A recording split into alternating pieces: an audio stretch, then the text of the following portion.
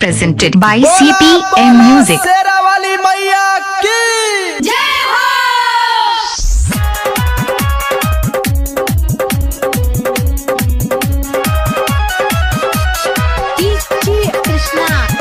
Presented by CPM Music. एगो coaching के लड़की से प्यार करी ले मैया तोहरा से तेने गोहार करी ले। जय हो। एगो कोचिंग के लड़की से प्यार करी ले मैया तोहरा से तेने गोहार करी ले। मनमा के सरदा पुराई दीना मैया ओकर से शादी कराई दीना। मनमा के सरदा पुराई दीना मैया ओकर से शादी कराई दीना।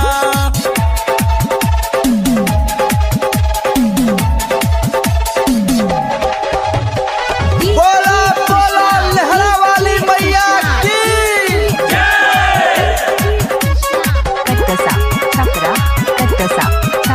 Presented by CPM Music. करब नाउर पूजा जीवन भर पूरा कर दी सपना।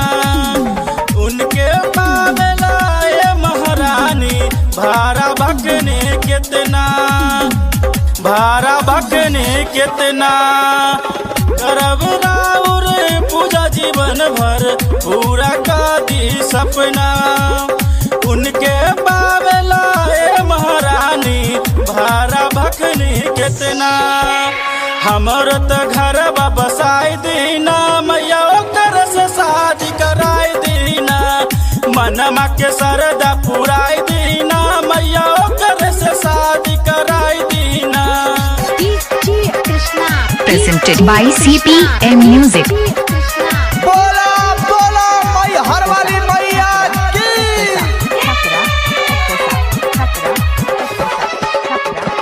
जान से ज्यादा चाहिए उनके हुए है जिंदगानी।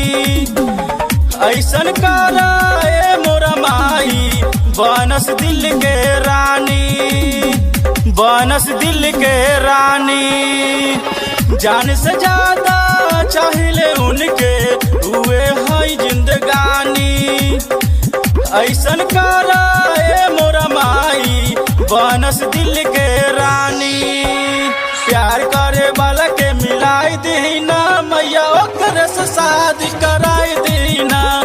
मनमा के सरदा पुराई दीना मैया ओकर से शादी कराई दीना।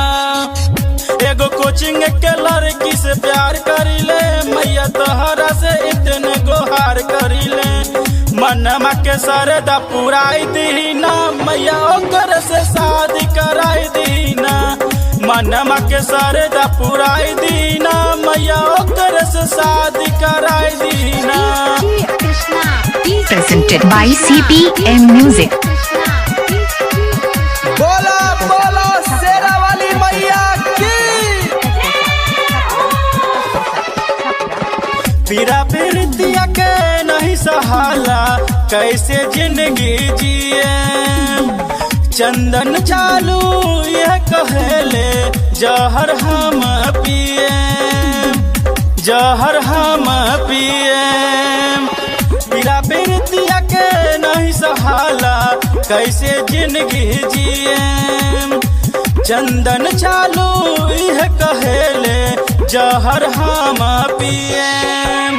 उन्हें के दुल्हन बनाई दीना मैया ओकर से शादी कराई दीना। मनमा के सरदा पुराई दीना मैया ओकर से शादी कराई दीना।